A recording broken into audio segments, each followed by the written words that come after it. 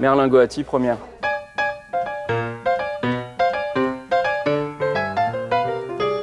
Moi, j'étais pas né en décembre 1954. Ah bon?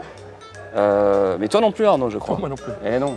Alors, Jazz Magazine coûtait 100 francs à l'époque. Ouais. C'est cher, non?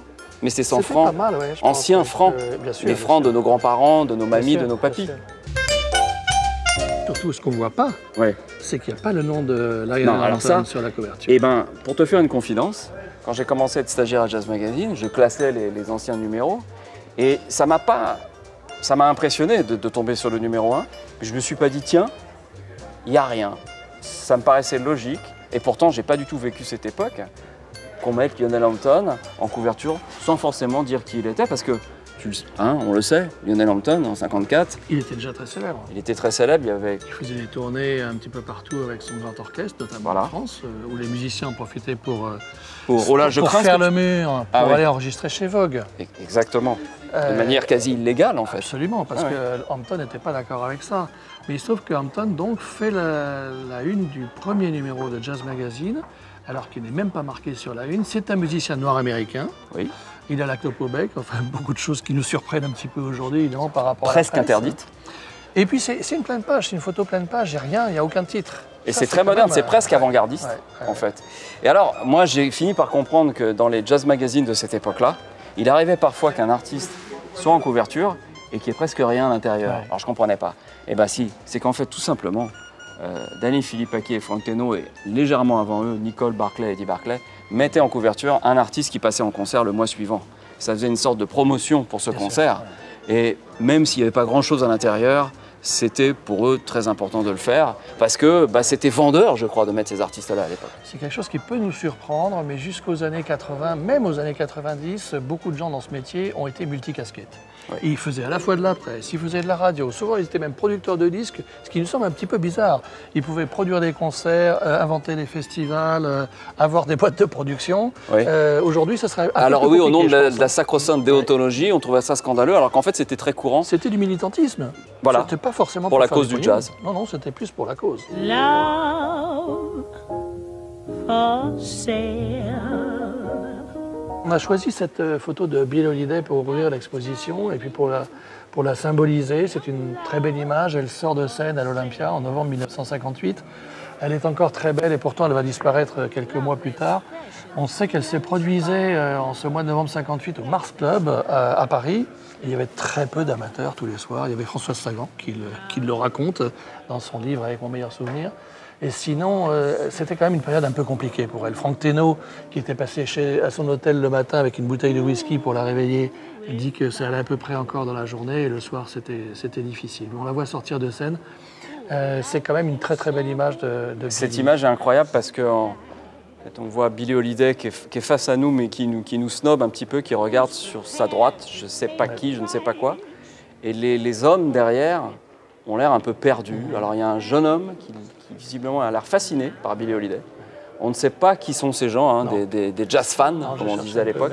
En tout cas, des gens de la salle, je ne sais pas. En tout cas leur allure tranche avec celle de Billie Holiday. Pour cette exposition, on a puisé dans les archives de Jazz Magazine depuis 1954. On a divisé l'expo en plusieurs chapitres, c'est toujours un petit peu arbitraire. On a recouvert les photographies, on a mis des couvertures de Jazz Magazine derrière sur les cimaises. Par exemple, cette incroyable photo de Quincy Jones. J'aurais une jolie histoire à raconter. À Jean Lépin, j'imagine. Hein, c'est une photo de Daniel Philippaki. Je ne suis pas sûr que ce soit à Jean Lépin. En tout cas, c'est dans la Méditerranée, probablement. Non, je crois que c'est dans une piscine. Ah d'accord. Tout simplement. Et je crois que c'était l'époque, je ne vais pas dire de bêtises, mais où Quincy Jones venait très souvent à Paris.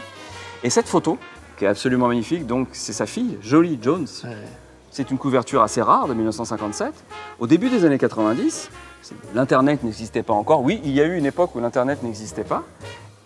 J'ai eu l'honneur d'aller assister à un dîner incroyable au Moulin de Mougins, en l'honneur de Quincy Jones, où Philippe Carle avait eu un empêchement et je l'avais, vénard que j'étais, remplacé. Donc j'étais allé à Cannes et il y avait, alors je ne raconte pas toutes les stars qu'il y avait, et on avait fait un tirage de cette photo, et j'étais chargé de la part de Jazz Magazine d'aller offrir ce tirage photo à Quincy Jones. Donc ça m'a permis de m'approcher de la table de Quincy Jones. Et je lui ai dit, Monsieur Quincy Jones, il n'y avait pas de garde du corps, c'était tranquille. Je lui ai dit, j'ai un cadeau pour vous. Et il me fait, ça tombe bien, I love gift, j'adore les cadeaux. Alors je lui tends cette enveloppe, un grand tirage, il l'ouvre et il tombe sur cette photo qu'il n'avait pas vue depuis très longtemps.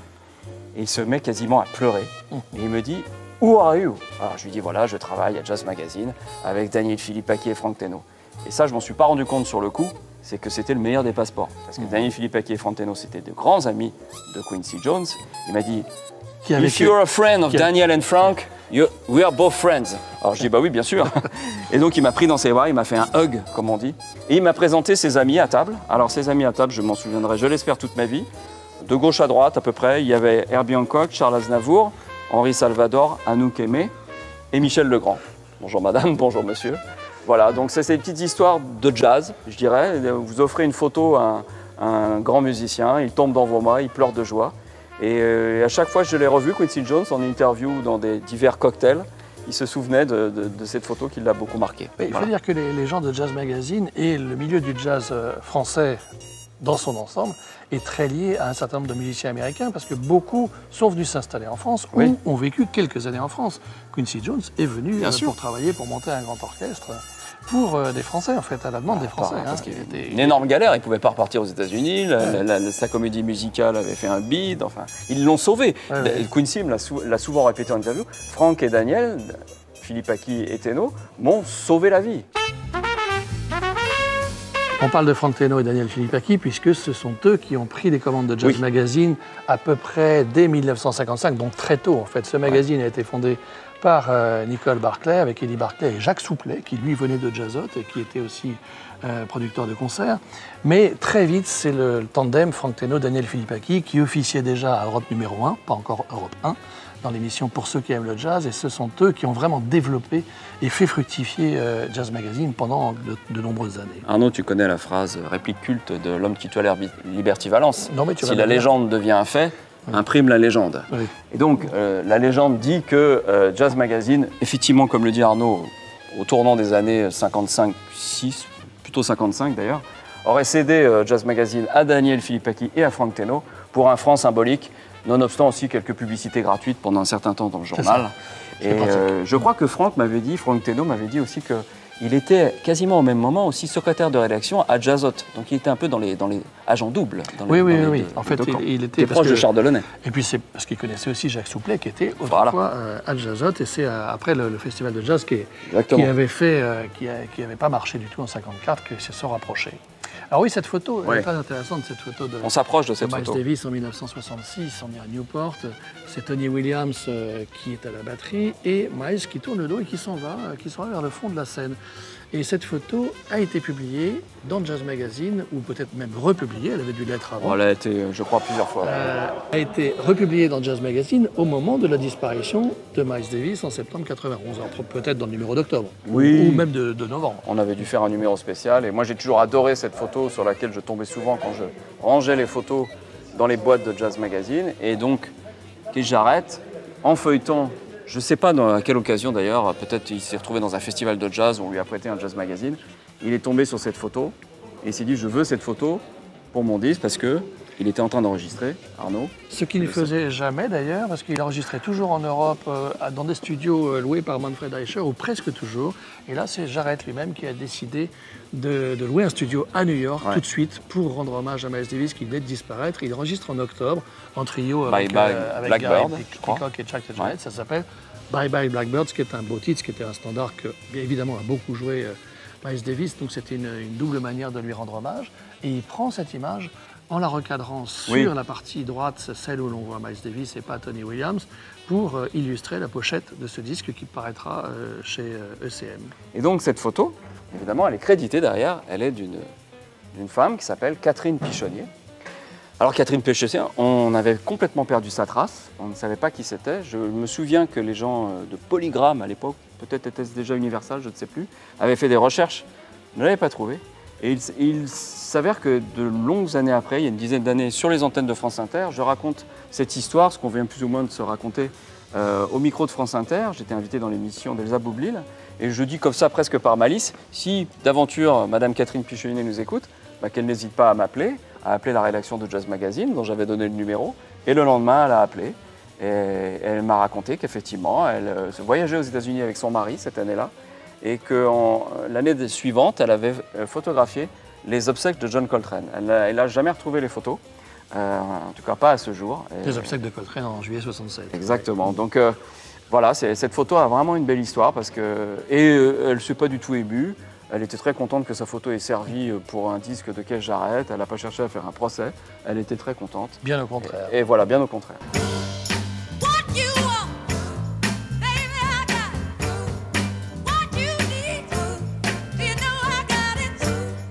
On a des photos de scène sur cette première Simèse, avec des photos assez rares, qui ne sont pas forcément des photos de photographes très connus, en tout cas de nous. Ce sont souvent des photographes qui travaillaient pour Philippe Aki, ou en tout cas pour d'autres journaux. Parce que j'avoue que Gisèle de la Bégassière, oui, je ne me souviens pas qui c'est. J'ai cherché, j'ai vu son nom dans des photos de mode notamment. Donc c'est quelqu'un qui devait faire des photos pour d'autres journaux. Sans doute Marie-Claire, puisque Daniel était effectivement... Et puis on voit des très très belles images de chanteuses en particulier qui ont évidemment beaucoup impressionné à l'époque. On parle d'elle par exemple. Aretha Franklin, ça c'est une photo de Giuseppe Pino. Il y a beaucoup de photos de Giuseppe Pino dans cette exposition. Prise à Montreux, au Festival de Montreux. Là je m'approche de Abbey Lincoln, merveilleuse chanteuse. Alors ça c'est une des photos qui a été prise à la Maison de la Radio précisément. Par Paul Minsard, un photographe un peu mythique puisque c'est pareil, on a des photos de lui mais on a complètement perdu sa trace. Et là, Mahalia Jackson, de nouveau par Giuseppe Pino. Emporté par la foule, c'est la deuxième Simèse. Ce sont des photos essentiellement prises en public ou alors des photos où l'on voit le public. Une photo assez... Je vous interromps, mon cher Arnaud. Je voulais juste souligner quand même la présence d'une artiste qui est de plus en plus, et c'est un vrai bonheur qu'il en soit ainsi, Sister Rosetta Tharpe. Il y a un livre qui vient de sortir sur elle, écrit par Frédéric Adrian. Et ça, c'est une magnifique photo de Denis Constant-Martin, collaborateur régulier de Jazz Magazine, qui n'est pas spécialement photographe, mais qui faisait parfois des photos très très chouettes. Et donc je vous invite à venir la voir parce que vraiment, Sister Rosetta Tharpe en train de jouer de la guitare devant un piano à la salle Pleyel avec une magnifique robe blanche, ça vaut le coup d'œil littéralement. Alors là, on voit Ella Fitzgerald en train de signer des autographes. On voit la même chose avec Louis Armstrong. On voit Mahalia Jackson qui est en public, en plein air aux États-Unis. On sait qu'elle était à côté de Martin Luther King le jour très célèbre du discours I Have a Dream, par exemple. On voit le public d'un grand théâtre derrière Duke Ellington. On voit... alors si c'est une photo de Giuseppe Pino, ça doit être en Italie. C'est probablement en Italie, oui. Mais Giuseppe Pino avait vécu aux États-Unis. Une photo de Hampton en train de dédicacer ses disques dans un grand magasin de disques aux États-Unis. Ça, c'est une photo ça se fait moins, hélas, aujourd'hui, les dédicaces de musiciens de jazz dans les grands magasins de disques. Une toute petite photo magnifique de Herman Leonard où l'on voit Ella Fitzgerald qui fête son 32e anniversaire au club Downbeat à New York. Et évidemment, à la table devant, on reconnaît par exemple Duke Ellington et juste derrière, on reconnaît Benny Goodman. C'est un pan entier de l'histoire du jazz. Là. Et on pourrait gloser plus longtemps sur cet éditeur, Jack Robbins, qui était un des grands éditeurs de chansons de comédie musicale de Broadway et qui a révélé énormément de grands talents à cette époque-là. Les éditeurs à cette époque-là étaient souvent producteurs aussi. En France, on a un cas célèbre, c'est Francis Dreyfus. Parfois, des gens qui sont à la fois éditeurs et producteurs. Pour récupérer quelques droits. Je ne oui, pense monsieur, pas que c'est le cas de tout le monde. La musique, c'est...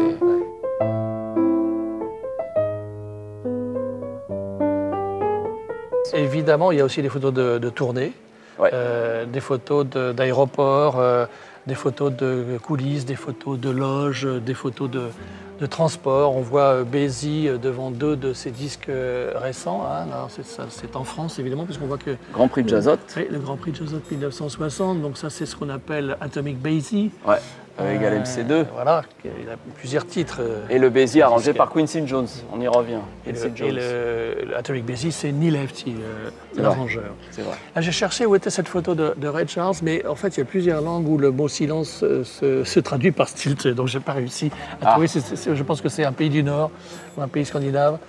Mais ça pourrait être aux Pays-Bas. On ne rappelle pas l'immense popularité de Ray Charles à cette époque-là, dans les années 50-60. Ray Charles, grand ami de Frank Teno, musicien extraordinaire, enfin, qui dépassait le cadre de tous les styles de musique finalement. Tout le monde admirait Ray Charles et il a suscité Il n'y a pas longtemps encore, j'ai relisé une interview de David Sanborn, de musiciens qui ont décidé de se mettre à jouer du saxophone en voyant Ray Charles sur scène avec ses saxophonistes. Donc, il y a un musicien qu'on toujours voit émouvant. souvent dans cette exposition, c'est Dizzy Gillespie. D'abord, c'est un bon client pour les photographes. Il est assez C'est un photogénique. bon client pour les interviews aussi. Ouais, aussi.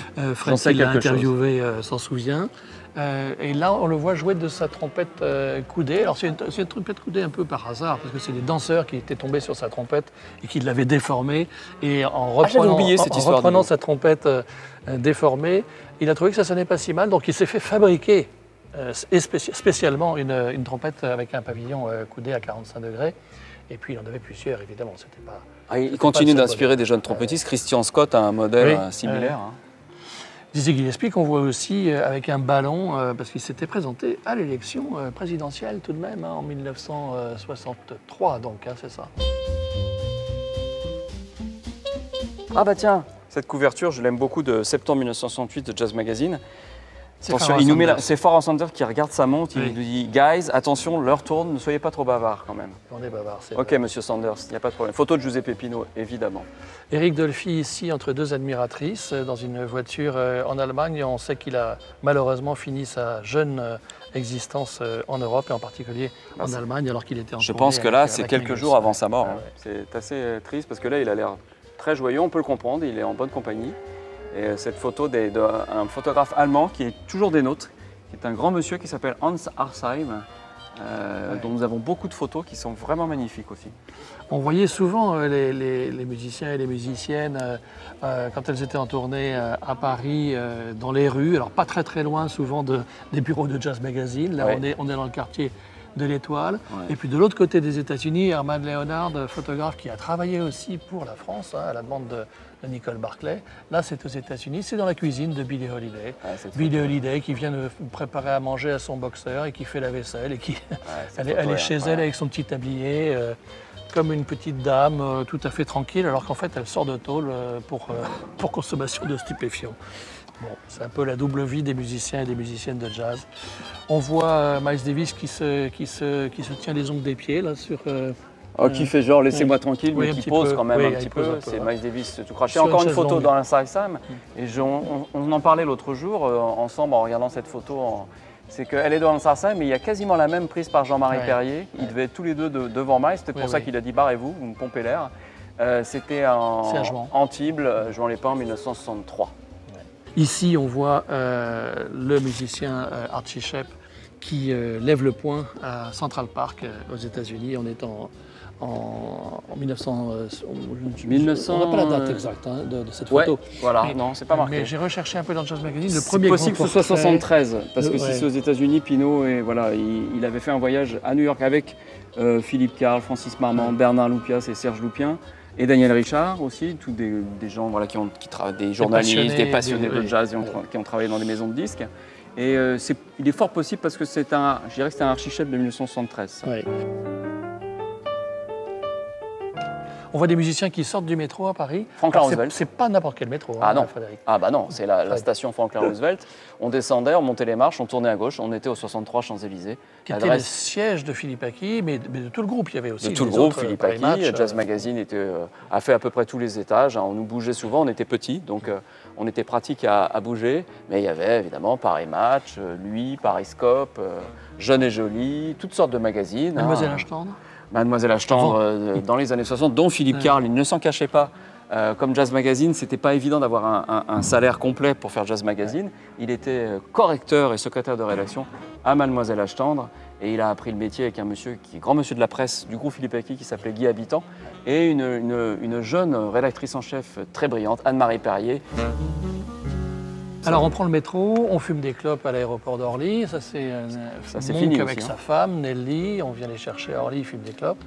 Et puis bien sûr, les musiciens de jazz, ils se marient et ils meurent. On a une photo ici du mariage d'Abbey Lincoln et de Max Roach.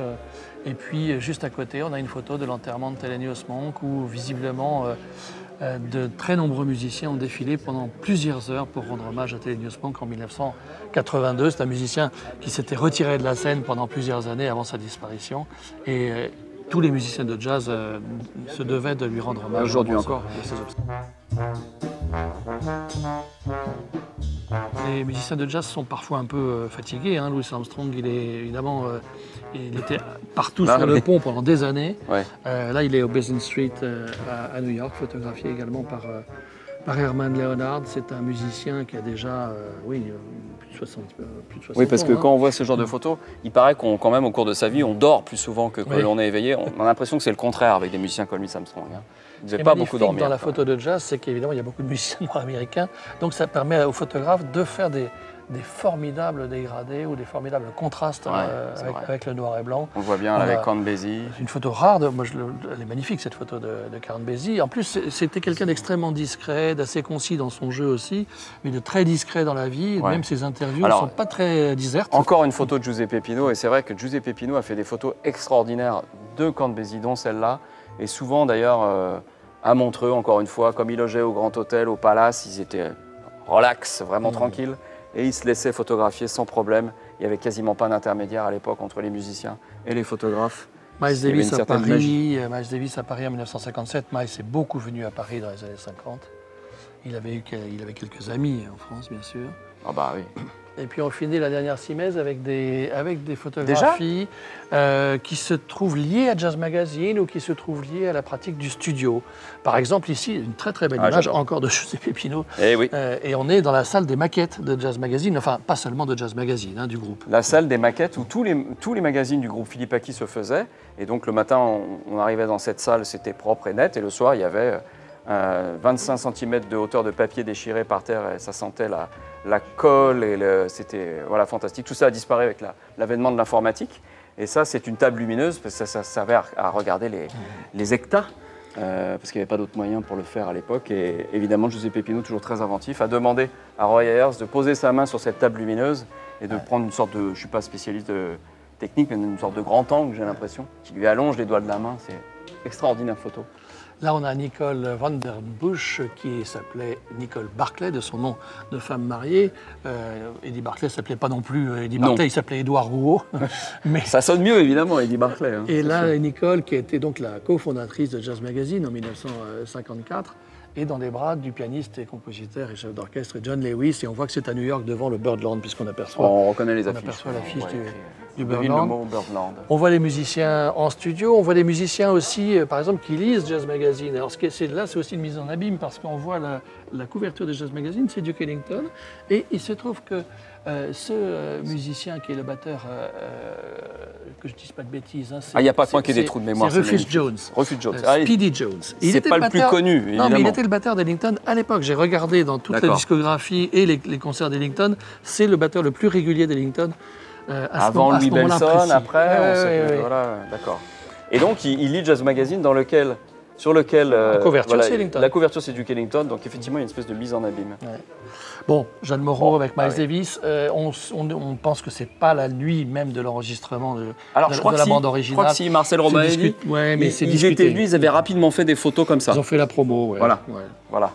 On est bon, on a dit Juliette Gréco et Jeanne Moreau, donc on est bon. Charlie Parker qui s'éponge le front dans une célèbre séance Verve. Et puis Duke Ellington en studio aussi. Jonah Jones qui discute dans un studio de radio avec Daniel Philippaki, l'un des deux. Est-ce ce studio un studio d'Europe numéro 1 ? C'est probable. Hein. C'est fort probable quand même. Un grand studio. En tout cas, c'est peut-être le studio Merlin. Les archives de Jazz Magazine, c'est quand même un monde magnifique. Mais pourquoi dis-tu ça ? Parce que je pense que sur cette photo, Armstrong est en train d'enregistrer What a Wonderful World. C'est pas la première version. Non, ça c'est la deuxième version. Ses derniers disques. C'est la deuxième version. Oui, il l'a refaite. C'est un disque assez étrange de Louis Armstrong où il joue quasiment pas de trompette. Il reprend What a Wonderful World. Il reprend et il chante même The Creator of the Master Plan de Pharoah Sanders. C'est assez drôle. Et effectivement, on reconnaît derrière, tu voulais le dire, je crois, à sa gauche. Oui, là c'est l'arrangeur Oliver Nelson. Et derrière, Bob Thiel. Bob Thiel qui est le producteur. Évidemment, Bob Thiel qui a coécrit la chanson What a Wonderful World, il faut le rappeler aussi. Ah puis bon, une dernière photo pour la route de Nicole Barclay avec Eddie, qui a demandé du feu à monsieur Dizzy Gillespie, qui évidemment a toujours un briquet sur lui.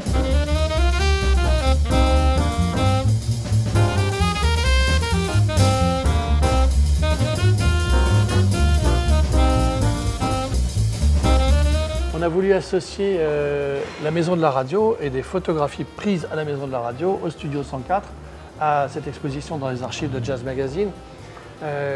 Parce qu'évidemment, depuis 1963, depuis le 14 décembre 1963, l'ouverture de cette maison, il y a eu beaucoup de concerts ici, en particulier au Studio 104, qui se prêtent très bien à cette musique de jazz.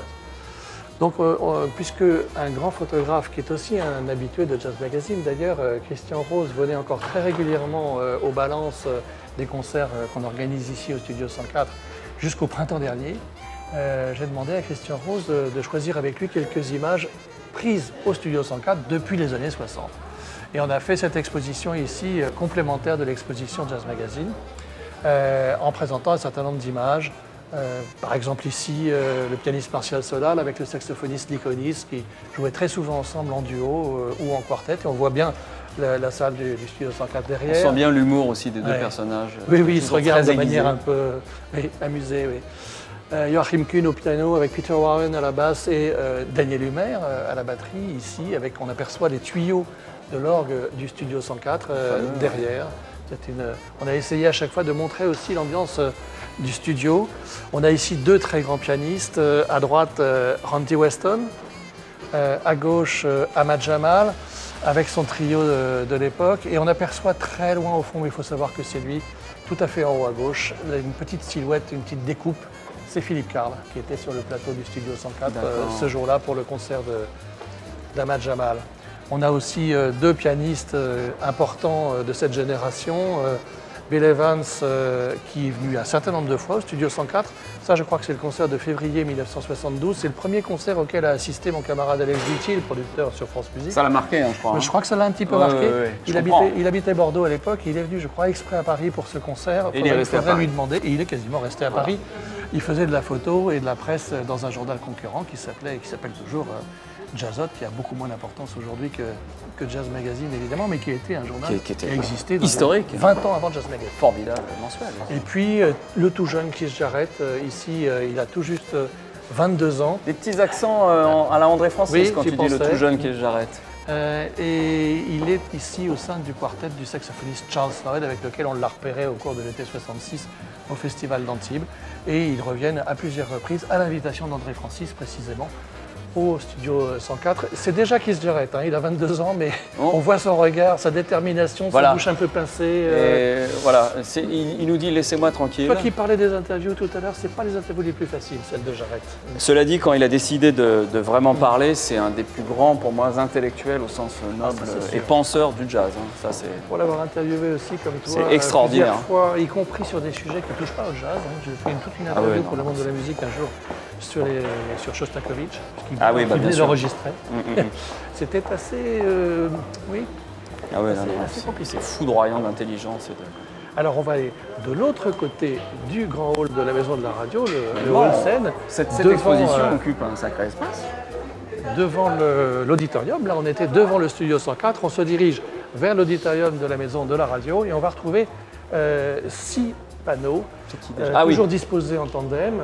Là, ce sont deux saxophonistes. À gauche, Pharoah Sanders, et on le voit devant un drôle d'instrument. En fait, c'est la console mobile du Studio 104, puisqu'à l'époque, il y avait un orgue au Studio 104.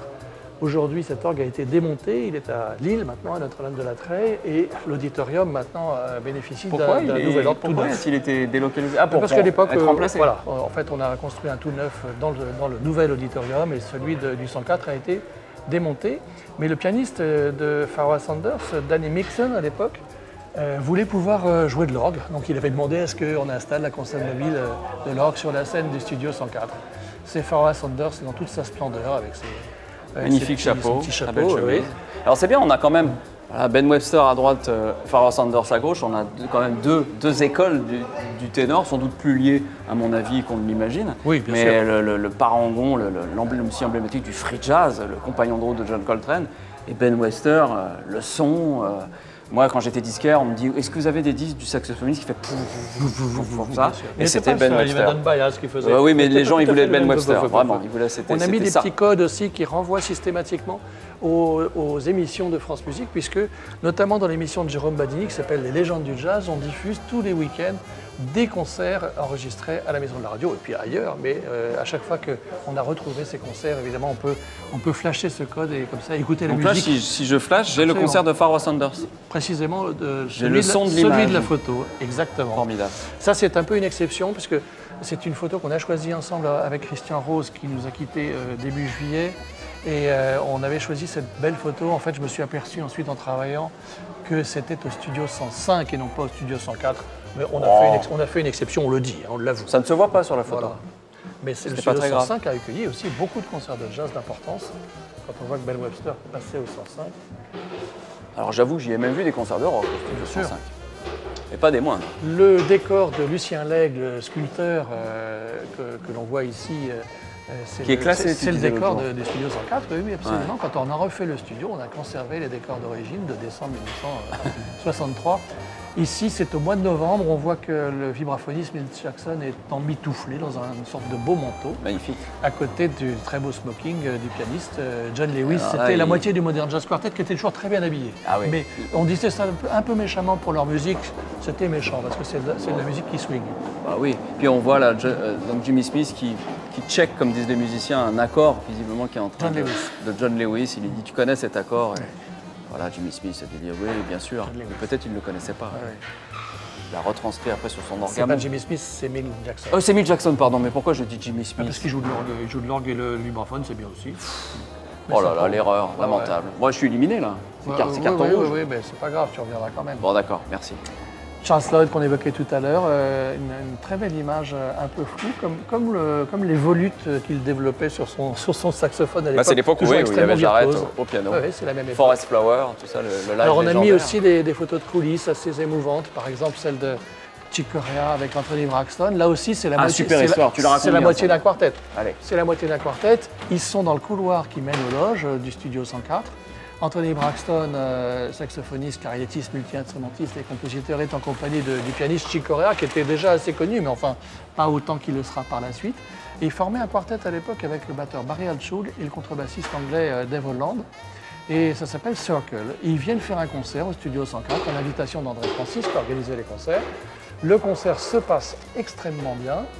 Et ils réécoutent la bande et le lendemain ou le surlendemain, ils disent « c'est formidable, il faut qu'on fasse un disque ».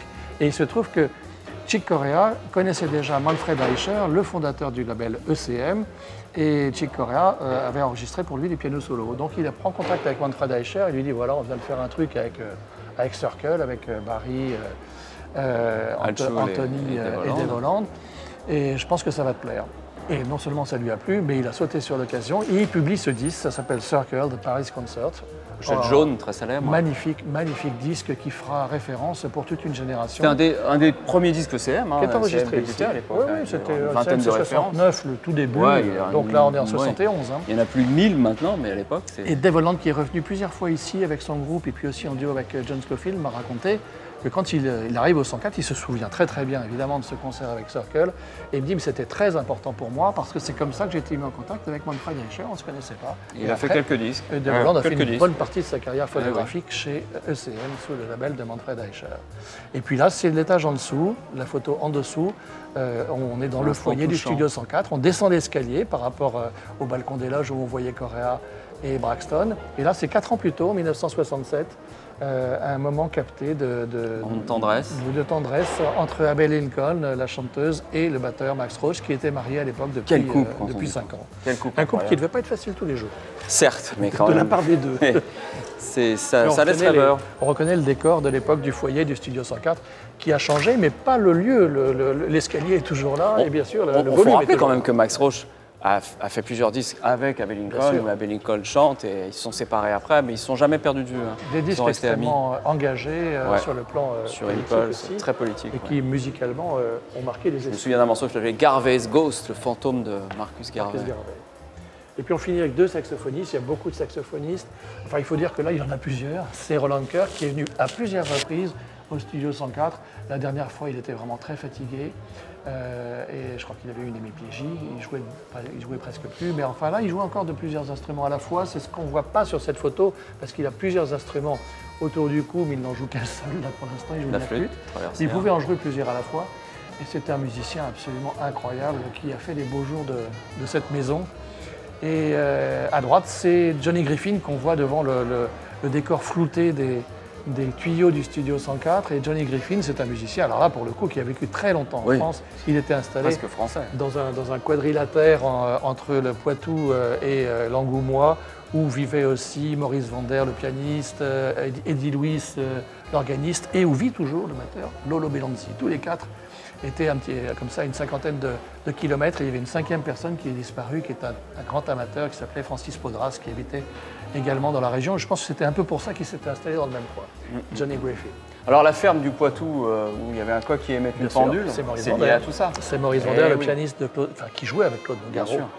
Et la ferme du Poitou, tout ça, c'est pas loin de chez Vander, bien sûr. Alors je voulais juste quand même, puisque cette magnifique exposition de Jazz Magazine et cet hommage à Christian Rose, aujourd'hui se transforme hélas aussi en hommage à Philippe Carl. Donc j'ai retrouvé toutes ces photos chez sa femme, Michel Carl, qui les gardait précieusement.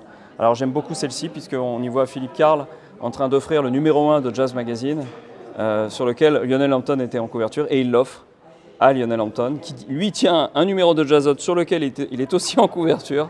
Donc c'est vraiment assez étonnant comme photo, une photo assez récente, je pense, des années 90. Photo de Christian Rose. Une photo de Christian Rose, bien sûr. Une autre photo, cette fois-ci, d'un autre photographe qu'on a souvent cité, Arnaud Merlin et moi, c'est Giuseppe Pino. Ça, c'est à Montreux en 1974, parce que Giuseppe Pino était pratiquement le photographe résident jazz à Montreux, grand ami de Claude Nobs, le fondateur du festival. Et là, on y voit Philippe Carl, donc un look typiquement années 70, vous voyez, les cheveux longs, en train d'interviewer un de ses pianistes préférés, je le sais, le grand Cecil Taylor, maître du piano free jazz, enfin, au diable les étiquettes, hein, finalement, grand pianiste et de jazz. Alors une autre photo qui est presque familiale, on va dire ça, c'était la soirée des 40 ans de Jazz Magazine. Donc en 94 94, au petit journal Montparnasse. Ouais. J'aime beaucoup cette photo très décontractée où on voit trois hommes en train de manger le gâteau des 40 ans de Jazz Magazine. De gauche à droite, Franck Teno, Philippe Carl et Daniel Philippaki. Donc toute l'histoire du magazine en quelque sorte, bien qu'il y ait beaucoup d'autres personnages très importants, mais enfin ces trois-là sont vraiment peut-être encore plus importants pour l'histoire du journal. Et on voit Philippe est un peu intimidé peut-être, parce qu'il a toujours eu ce petit soupçon de timidité au milieu de ces deux grands patrons. Alors je ne vous raconte pas moi j'étais carrément terrorisé par ces deux grands personnages. Alors là on le voit et fait une nouvelle mise en abîme dans les studios de Radio France. Alors regardez, elle est légendaire cette photo, elle est d'Antoine Darnaud. Ouais. Le 8 avril 1982 à 0h35, c'était l'heure de l'heure bleue. Et c'était les émissions de Philippe qui s'appelait Carnet de route. Quand même invité très prestigieux ce soir-là. En avril, ça devait être l'époque de Banlieue Bleue, du festival Banlieue Bleue. Le grand, l'immense Max Roche, le batteur. Voilà, l'un des maîtres du bebop, du free jazz. Cet homme a joué avec Charlie Parker et Archie Shepp, entre autres. Vous voyez, ça résume une carrière. Et Philippe Carl, je m'en souviens, parce que moi j'écoutais l'émission en direct, était très fier le lendemain. On disait pas comme ça, mais on avait débriefé l'émission. Il m'avait raconté quelques anecdotes. En tout cas, il était assez fier d'avoir reçu Max Roche à son micro. Je garde celle qui me touche le plus et pour la fin. À gauche de cette photo, c'est Jimmy Giuffry, un des grands musiciens de la West Coast aux États-Unis, mais qui n'a pas, on ne peut pas résumer son style au jazz West Coast, avec Philippe Carl en train de se promener. Alors, il faut savoir que Jimmy Giuffry était peut-être, on peut le dire, le musicien de jazz préféré de Philippe Carl. En tout cas, celui qu'il avait le plus souvent à l'esprit. Et il a milité inlassablement pour la musique de Jimmy Giuffry. Et là, ce qui est très touchant, c'est qu'on les voit tous les deux en mars 1991 se promener devant la maison de Radio France. Et c'est une photo de Christian Rose. Donc là, tout est réuni. Philippe Carl, Christian Rose, Jimmy Giuffry, la maison de Radio France et le jazz, évidemment.